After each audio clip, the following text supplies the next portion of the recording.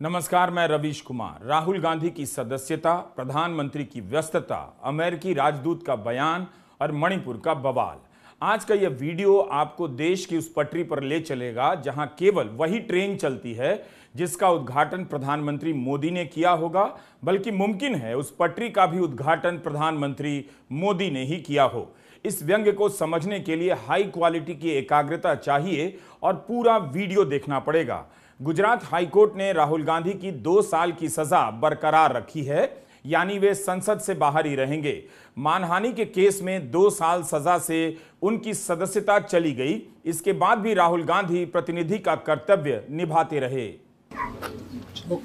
आपको पता है कि इस समय भारत में कर्तव्यकाल चल रहा है। 1 हफ्ता पहले तक इसका नाम अमृतकाल हुआ करता था, लेकिन वो ज्यादा चल गया, इसलिए लगता है कर्तव्यकाल लाया गया ताकि कुछ समय यह भी चले। इस कर्तव्य काल में राहुल गांधी मणिपुर जाते हैं, राहत शिविरों में वहां की जनता से मिलते हैं, लेकिन अमृत काल को कर्तव्य काल में बदलने वाले प्रधानमंत्री मणिपुर नहीं जाते हैं। बीजेपी नेता रविशंकर प्रसाद ने कहा है कि कांग्रेस राहुल गांधी को सही से बोलने की ट्रेनिंग क्यों नहीं देती है। रविशंकर प्रसाद वो नेता हैं जिन्होंने कह दिया कि मोदी ने यूक्रेन युद्ध रुकवा दिया था। विदेश मंत्रालय को खंडन करना पड़ा। इसके बाद भी रविशंकर प्रसाद को इस झूठ के लिए कोई सजा नहीं मिली और यूक्रेन युद्ध भी नहीं रुका।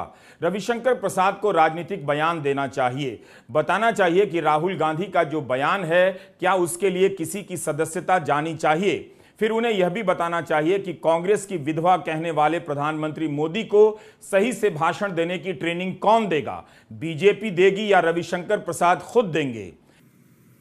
तो अपमानित करना, बेइज्जत करना, एब्यूज करना राहुल गांधी की फितरत है। पहली बात हमें पूछनी है कांग्रेस पार्टी से, आज आप राहुल गांधी को कंट्रोल क्यों नहीं कर सकते? उनको ठीक ठाक बोलने की ट्रेनिंग क्यों नहीं दे सकते? जैसा कि आपको याद है, ये अपील 25 अप्रैल को फाइल की थी हमने हाई कोर्ट में, उच्च न्यायालय में, और 29 अप्रैल को और 2 मई को सुनवाई हुई।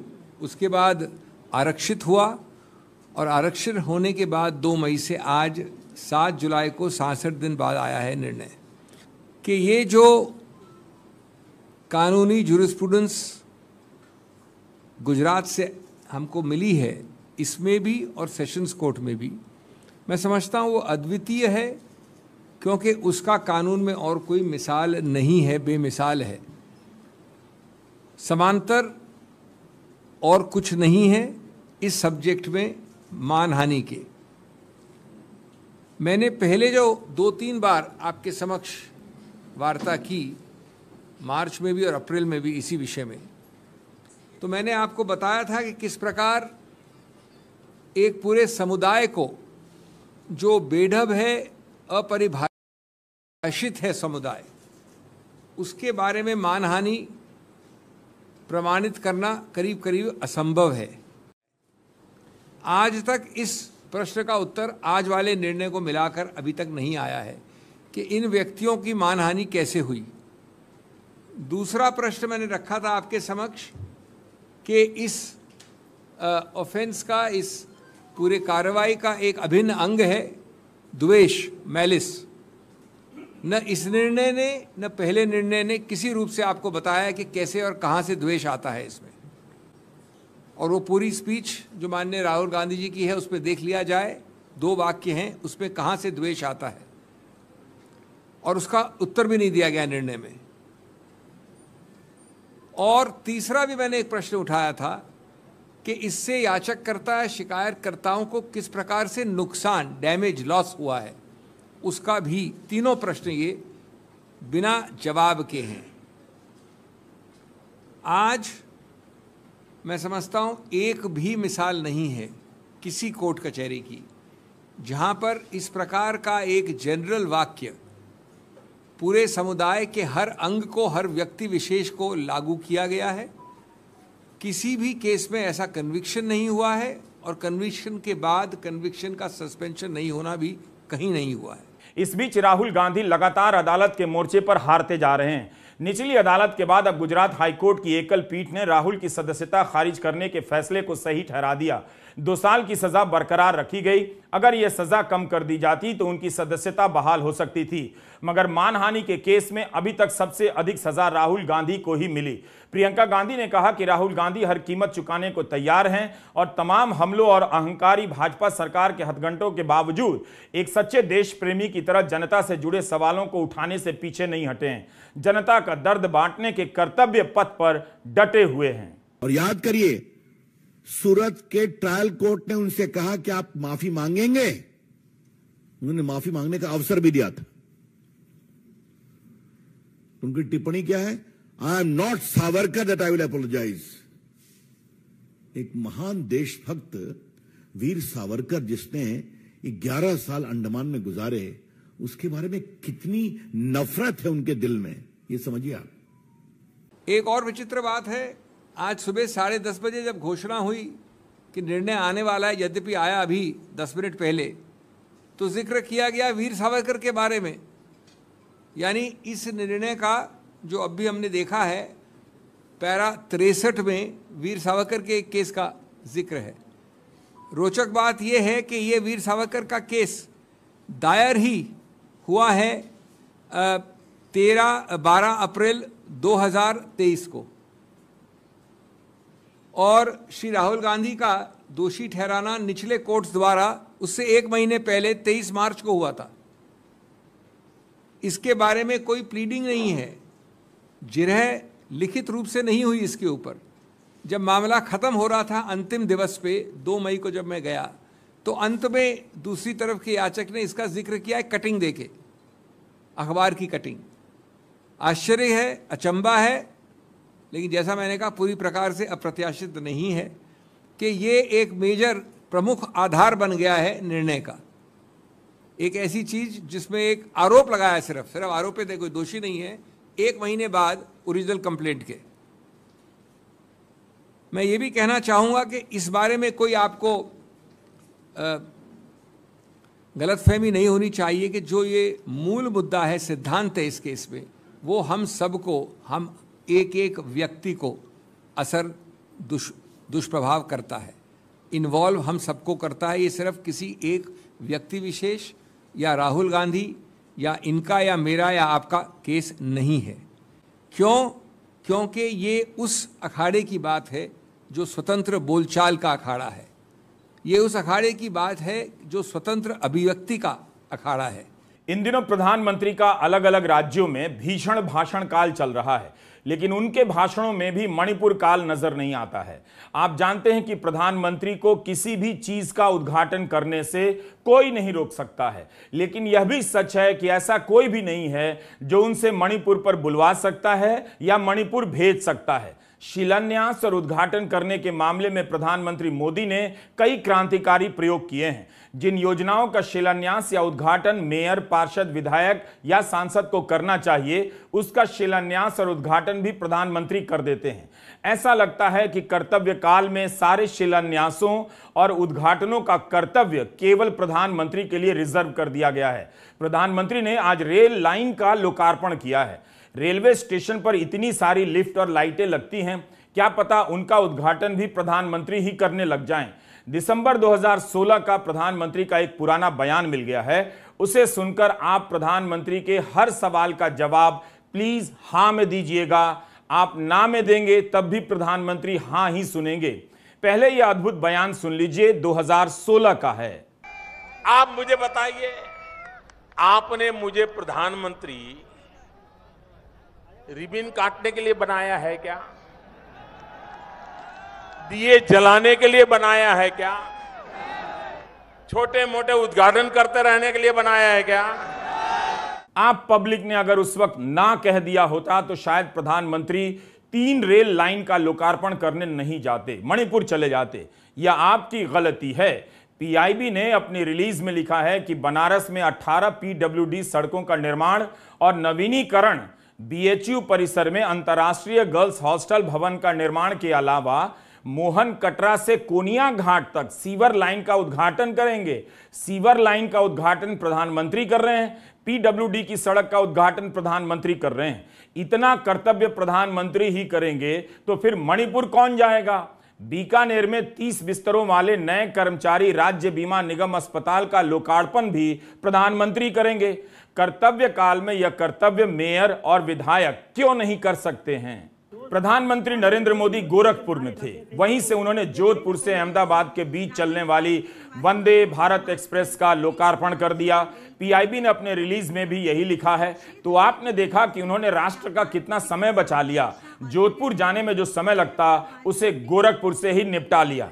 तो अब पूछिए कि प्रधानमंत्री जी इस बचे हुए समय में मणिपुर क्यों नहीं जा रहे हैं? इस बीच भारत में अमेरिका के राजदूत ने कह दिया कि मणिपुर के लोगों का दर्द महसूस करने के लिए आपको केवल भारतीय होने की जरूरत नहीं है। कोलकाता में एरिक गारसेटी ने कहा कि उन्हें पता है कि यह आंतरिक मामला है, लेकिन इसका संबंध सामरिक नीतियों से नहीं है, मानवीय चिंताओं से है। इसलिए इस तरह की हिंसा में बच्चे मारे जा रहे हों तो उनकी परवाह करने के लिए भारतीय होना ही जरूरी नहीं है। भारत चाहेगा तो अमेरिका मदद के लिए तैयार है। निश्चित ही इस बयान को आंतरिक मामलों में हस्तक्षेप टाइप के आरोप से निपटा दिया जाएगा, लेकिन इस बयान की गूंज उस चुप्पी से टकराती है जो प्रधानमंत्री ने साध रखी है। भारत में अमेरिका के राजदूत कह रहे हैं कि मणिपुर का दर्द महसूस करने के लिए केवल भारतीय होने की जरूरत नहीं है। मणिपुर में 3 मई से हिंसा हो रही है। इसके बाद भी भारत के प्रधानमंत्री मोदी ने शांति की अपील नहीं की, मणिपुर का दौरा नहीं किया। मणिपुर में क्या इंटरनेट इसलिए बंद है ताकि कोई यह सवाल भी ना पूछे कि प्रधानमंत्री वहां जा नहीं सकते तो मुख्यमंत्री बीरेन्द्र सिंह से लेकर बीजेपी के विधायकों के साथ वीडियो कॉन्फ्रेंसिंग तो कर ही सकते थे। कई विपक्षी दलों के नेता मणिपुर से दिल्ली आए, बीजेपी के नेता भी आए, मगर उनकी मुलाकात प्रधानमंत्री से नहीं हो सकी। प्रधानमंत्री अमेरिका की यात्रा पर निकल गए। यह सवाल रहस्य बनता जा रहा है कि आखिर प्रधानमंत्री मोदी मणिपुर क्यों नहीं जा रहे हैं? मणिपुर में शांति की अपील क्यों नहीं कर रहे हैं? क्या उन्हें ईगो हो गया है या कोई और वजह है? मेरे साथ जोर से बोलिए, भारत माता की, भारत माता की, भारत माता की, वंदे। प्रधानमंत्री मोदी ने वंदे मातरम और भारत माता की जय का यह नारा बीजेपी के कार्यक्रम में लगाया। क्या इस भारत माता के नारे में उस संतान का भी ध्यान आया होगा जिसका नाम मणिपुर है? अमेरिका से लौटते ही प्रधानमंत्री का पहला कार्यक्रम था ये, मेरा बूथ सबसे मजबूत। 27 जून को भोपाल से ही उन्होंने 5 वंदे भारत को लॉन्च किया। उसके बाद 1 जुलाई को फिर से मध्य प्रदेश के शहडोल गए। उस दिन प्रधानमंत्री ने इस सांस्कृतिक कार्यक्रम का आनंद लिया और यहां पर सिकल सेल एनीमिया के खिलाफ योजना लॉन्च की। 30 जून को प्रधानमंत्री दिल्ली यूनिवर्सिटी के शताब्दी समारोह में शामिल होने के लिए मेट्रो से यात्रा तय करते हैं। उनके साथ यात्रा कर रहे ये छात्र संयोग से सवार थे या पहले से इनका ही इंतजाम किया गया होगा, इसका जवाब मेरे पास नहीं। मगर इन छात्रों में मणिपुर या पूर्वोत्तर का कोई छात्र नजर नहीं आया। क्या यह भी कोई संयोग रहा होगा? लेकिन इस वीडियो में संयोग से मणिपुर आ गया, तब भी प्रधानमंत्री मोदी मणिपुर का जिक्र कर सकते थे। क्या उन्होंने इसके जरिए यह बताने की कोशिश की कि मणिपुर का जिक्र उनके सामने भी हो जाए तो भी फर्क नहीं पड़ता है? आप गौर से इस हिस्से को सुनिए। मणिपुर का जिक्र आते ही पीएम के चेहरे पर कोई भाव नहीं बदलता है। सहजता से वे अगले छात्र से बात करने लग जाते हैं। किसी से लैंग्वेज के 5-10 वाक्य सीख लिए, ऐसा कुछ किया? हिंदी। हाँ। तो उनको बहुत इंटरेस्ट था तो हमने उन्हें हिंदी सिखाई। आपने सिखाई? और मैंने ऐसे ही सिखाई। इस छात्रा ने भी मणिपुर का नाम लिया, मगर हिंसा का नहीं लिया, हिंदी का लिया। उस दिन कांग्रेस ने सवाल दागा कि इतनी देर में मणिपुर ही चले जाते। प्रधानमंत्री को कोई फर्क नहीं पड़ा, वे तब भी मणिपुर नहीं गए। गोरखपुर जा रहे हैं, रायपुर जा रहे हैं, बनारस जा रहे हैं, इम्फाल, चुराचांदपुर नहीं जा रहे हैं। 3 जुलाई को असम के मुख्यमंत्री हेमंत बिस्वा शर्मा को ट्वीट किया और पेट्रोकेमिकल निर्यात को लेकर बधाई दी। कहा कि पूरे पूर्वोत्तर के लिए फायदेमंद होगा। आज ही यानी 7 जुलाई को प्रधानमंत्री छत्तीसगढ़ और उत्तर प्रदेश गए। 8 जुलाई को राजस्थान और तेलंगाना जाएंगे। 7 से 8 जुलाई के बीच 4 राज्यों का दौरा कर रहे हैं, मगर मणिपुर नहीं जा रहे हैं। मणिपुर की आग को बुझाने के बजाय तरह तरह के उद्घाटनों और बयानों से हेडलाइनें बदली जा रही हैं ताकि उसकी आड़ में मणिपुर के सवालों से बचा जा सके। प्रधानमंत्री आए दिन राजनीतिक अभियानों पर भी निकल रहे हैं, फिर भी मणिपुर नहीं जा रहे हैं। हमारा सवाल है कि क्या उन्हें इस बात को लेकर ईगो हो गया है कि मणिपुर नहीं जाऊंगा तो भी हिंदी प्रदेशों की जनता मुझे ही वोट देगी? अगर ईगो कारण नहीं है तो फिर क्या कारण हो सकता है? कांग्रेस नेता राहुल गांधी तो सांसद भी नहीं, फिर भी वे मणिपुर गए, दोनों समुदायों के कैंपों में लोगों से मिले। बीजेपी राहुल गांधी पर भड़क गई, जबकि जवाब बीजेपी को देना चाहिए कि प्रधानमंत्री क्यों नहीं जा रहे हैं। बीजेपी के राष्ट्रीय अध्यक्ष जेपी नड्डा त्रिपुरा और असम में राजनीतिक सभाएं करते रहे, मगर मणिपुर नहीं गए। जब राहुल गांधी जा सकते हैं तो प्रधानमंत्री क्यों नहीं जा सकते हैं? राहुल गांधी की टीम ने उनके YouTube चैनल पर वहां के दौरे का एक वीडियो डाला है। बेहतर है आप पूरा वीडियो राहुल गांधी के YouTube चैनल पर ही देखें, हम उसका छोटा सा हिस्सा यहां इस्तेमाल कर रहे हैं। ये होली की रंग नहीं है, ये दिवाली की पटाखी नहीं है। हमारा आंख चल रहा है, मणिपुर डर रहा है। How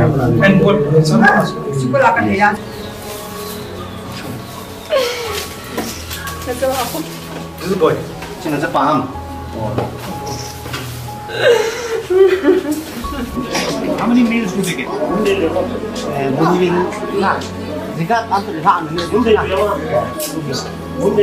That's dinner and lunch? No breakfast? No. Any orders for me? Don't worry, everything will be okay. It will take some time, but everything.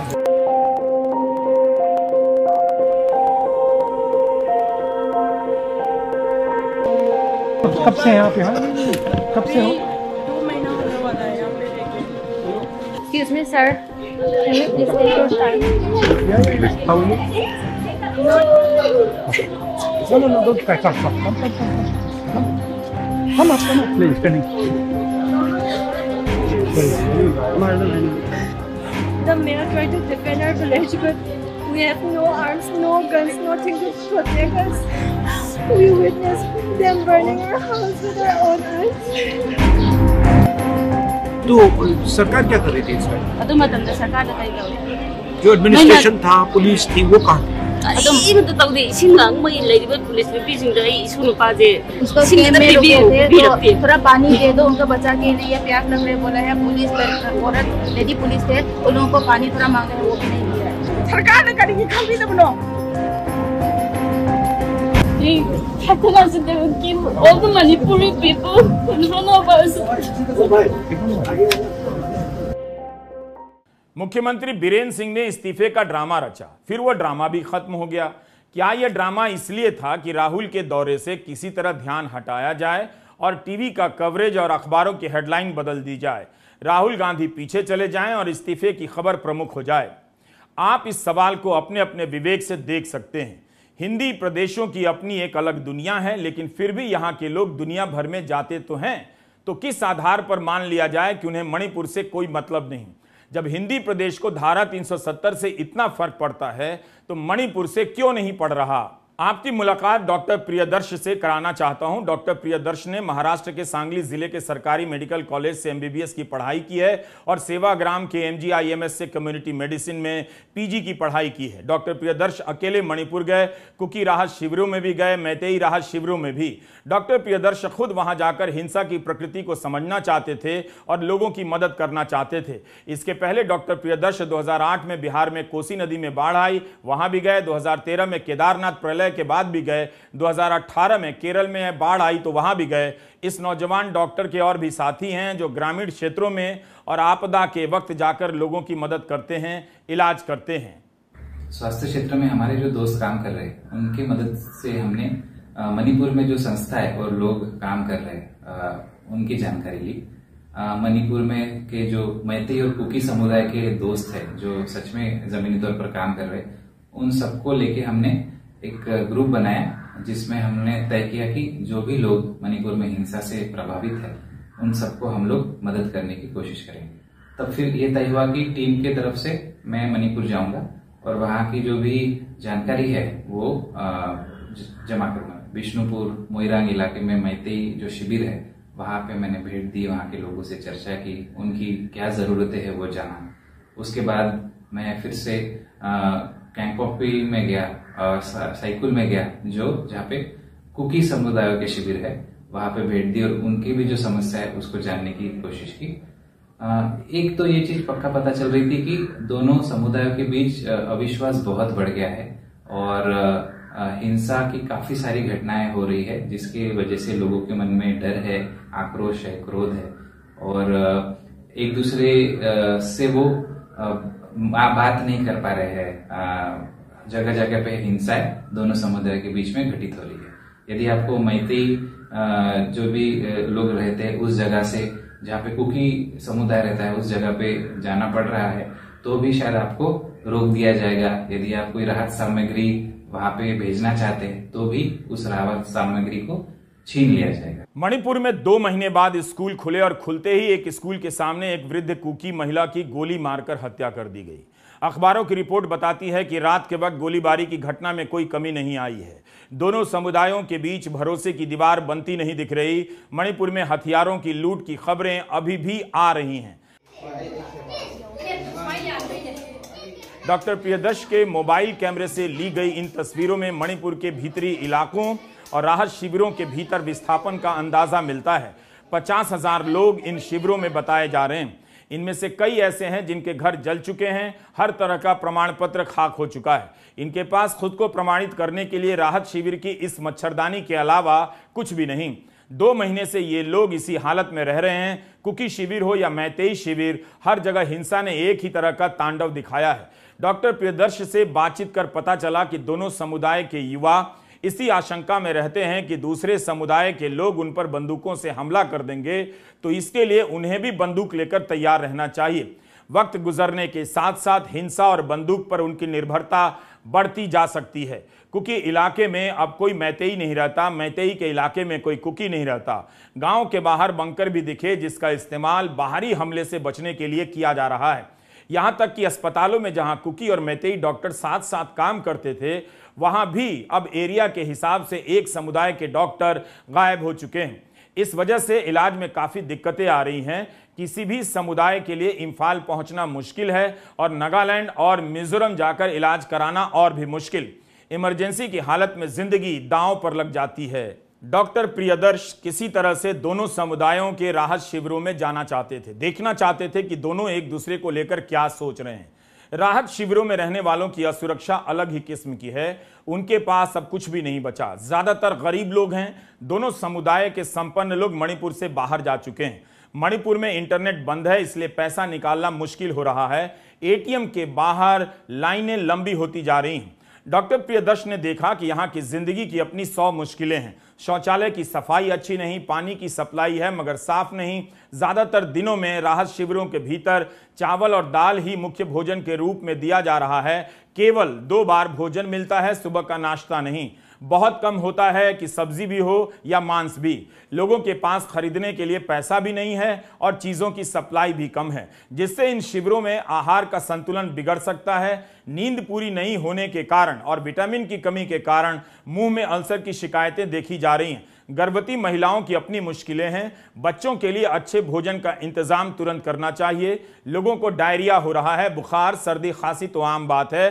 BP और डायबिटीज के मरीजों का ध्यान रखे जाने की जरूरत है। इन शिविरों में मेडिकल टीमें आती हैं मगर वो काफी नहीं। राहत शिविर से बाहर जाकर दवा खरीदने या डॉक्टर की फीस देने के लिए पैसे नहीं, डॉक्टर भी नहीं।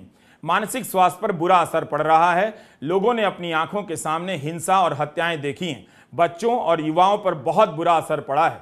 कोविड के कारण 2 साल पढ़ाई नहीं हुई, अब हिंसा के कारण पढ़ाई रुक गई है। टीचर भी भाग गए हैं, बच्चे स्कूल लौट नहीं सकते। स्कूल तो खुले हैं मगर कुकी इलाके में पढ़ाने वाले मैतेई शिक्षक नहीं हैं और मैतेई इलाके के स्कूलों का भी वही हाल है। माँ बाप के पास फीस देने के पैसे नहीं, किताबें भी जल गई हैं। 90 से अधिक स्कूल तो इसीलिए नहीं खुल सके क्योंकि उन्हें राहत शिविरों में बदल दिया गया है। बच्चे स्कूल जाने के लिए इतने बेताब हैं कि सबसे अधिक उपस्थिति राहत शिविरों के बच्चों में ही देखी जा रही है। मणिपुर में इंटरनेट बहाल करना बहुत जरूरी है। इंटरनेट के नहीं चलने से लोग मोबाइल बैंकिंग सेवा का इस्तेमाल नहीं कर पा रहे हैं। ना कोई उन्हें पैसे भेज पा रहा है और ना ही ये पैसे निकालकर सामान खरीद पा रहे हैं। यही नहीं, इंटरनेट नहीं होने के कारण भीतरी इलाकों की तस्वीरें भी नहीं आ पा रही। आपने कितनी रिपोर्ट पढ़ी कि 200 से अधिक चर्च जला दिए गए, मगर उनकी कितनी कम तस्वीरें जनता के बीच पहुंची, अखबारों में दिखी।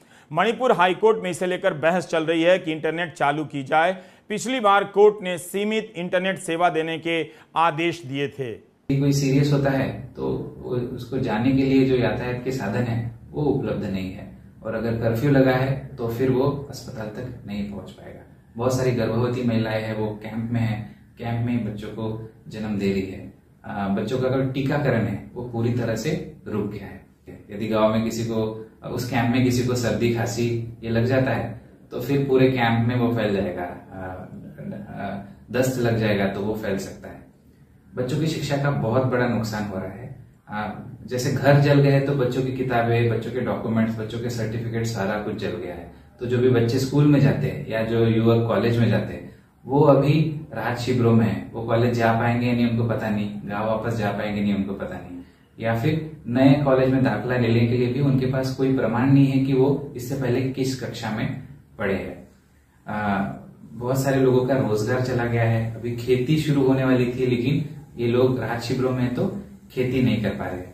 वापस घर जाएंगे क्या नहीं ये पता नहीं, क्योंकि एक तो ये पता नहीं है कि वहां पे जाके वो उनपे हिंसा होगी या नहीं, या दूसरा उनका घर बचा है या नहीं, यही बहुत लोगों को पता नहीं है। शायद इनका घर पूरी तरह से जला दिया गया हो, तहस नहस कर दिया गया। जब डॉक्टर प्रियदर्श जैसे लोग मणिपुर जा सकते हैं, लोगों की मदद कर सकते हैं, तब फिर प्रधानमंत्री को मणिपुर जाने में क्या दिक्कत है?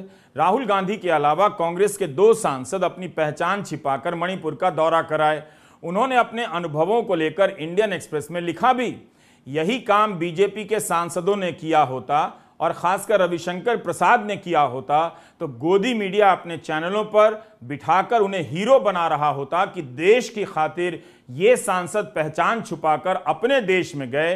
ये नौबत आ गई है। गनीमत है कि वो मणिपुर था, बंगाल नहीं था। 18 जून के इंडियन एक्सप्रेस में केरल के एर्नाकुलम से कांग्रेस सांसद हिबी ईडन और इडुक्की से सांसद डीन कुरियाकोस ने मणिपुर का दौरा किया। इन दोनों ने लिखा है कि 12 जून को सांसद की पहचान छिपाकर हिंसाग्रस्त इलाकों का दौरा किया।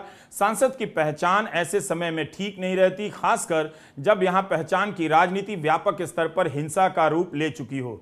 तो ये दोनों सांसद मणिपुर का दौरा करने के लिए खुद को केरल से आए टीचर बताते हैं। दोनों ने इंडियन एक्सप्रेस में लिखा है कि वे वस्तु स्थिति का पता लगाना चाहते थे ताकि अपनी पार्टी को बता सकें कि जमीन पर क्या हालात हैं। वहां उन्होंने देखा कि औरतें हथियार लेकर अपने अपने इलाकों की पहरेदारी कर रही हैं। कानून का राज खत्म हो चुका है।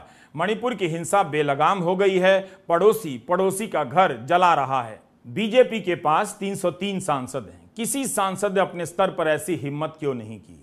कांग्रेस के 2 सांसद टीचर बनकर दौरा करते हैं, उनकी कोई बात नहीं होती। इसके लिए भी उन्हें खुद ही इंडियन एक्सप्रेस में लेख लिखना पड़ता है। इन्होंने जो देखा और जो डॉक्टर प्रियदर्श ने महसूस किया, दोनों में खास अंतर नहीं है। अंतर है तो नीयत का। प्रधानमंत्री मणिपुर पर चुप हैं। उनके पास बोलने के लिए तमाम दूसरे विषय हैं। 24 जून को मुख्यमंत्री बीरेन्द्र सिंह ने कहा कि गृह मंत्री अमित शाह ने कहा कि पहाड़ी इलाकों की स्थिति वे संभालेंगे और मुख्यमंत्री वादी में शांति बहाल करें। अमित शाह को ही बताना चाहिए कि पहाड़ी इलाके वही संभाल रहे हैं, तो वहां क्या सुधार हुआ है? मई महीने में लौट कर आने के बाद अमित शाह ने पहाड़ी इलाकों का ही दौरा क्यों नहीं किया? 5 जुलाई को अमित शाह छत्तीसगढ़ में थे। 7 जुलाई को यहां प्रधानमंत्री का दौरा हुआ। इसके पहले 2 जुलाई को अमित शाह अपना दल के कार्यक्रम में हिस्सा लेने लखनऊ गए। 29 जून को बिहार के लखीसराय में उन्होंने राजनीतिक सभा को संबोधित किया। 23-24 जून को कश्मीर गए। 30 जून को उदयपुर में रैली की। 17 जून को चक्रवात के बाद कच्छ का दौरा करने गुजरात गए। 10-11 जून को तमिलनाडु, आंध्र प्रदेश, गुजरात, महाराष्ट्र में राजनीतिक दौरे पर रहे। कश्मीर से लेकर तमिलनाडु तक अमित शाह चले गए, लेकिन 1 महीना से ज्यादा हो गया।